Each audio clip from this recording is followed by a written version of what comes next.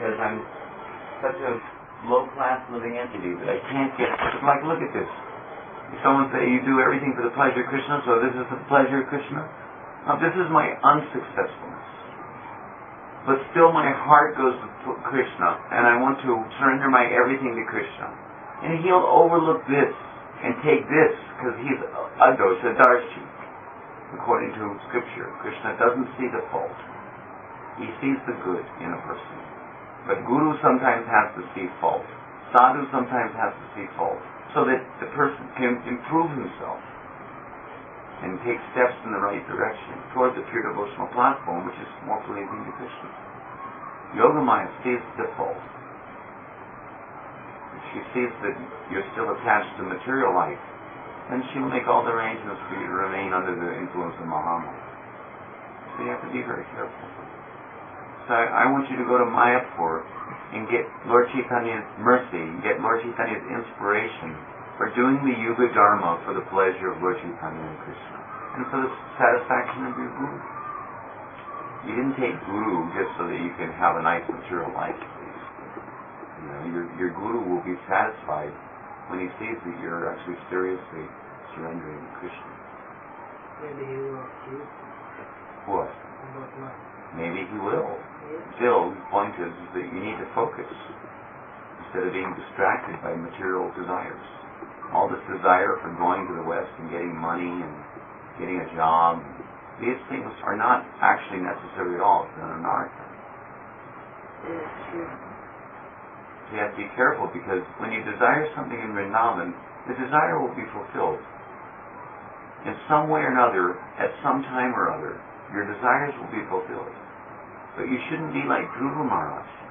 Dhruva Maharaj went, you know the story. And he went to search for God, to beg God for some stupid little broken pieces of glass. A kingdom. Like some sand in your hand.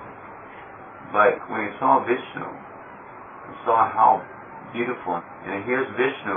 And I'm going to ask Vishnu for some sand in my hand, some stool.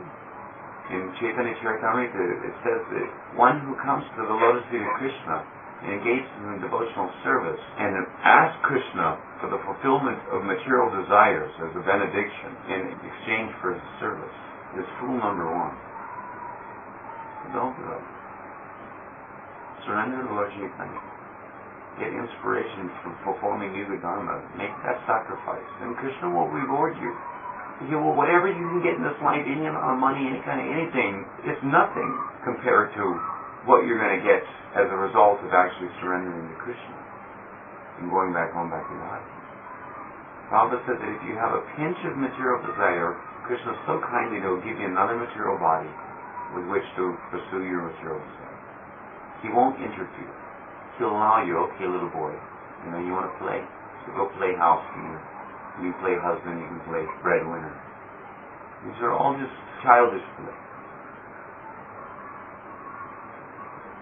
But if you want something real, if you want something that's going to really satisfy your heart, then go for Krishna.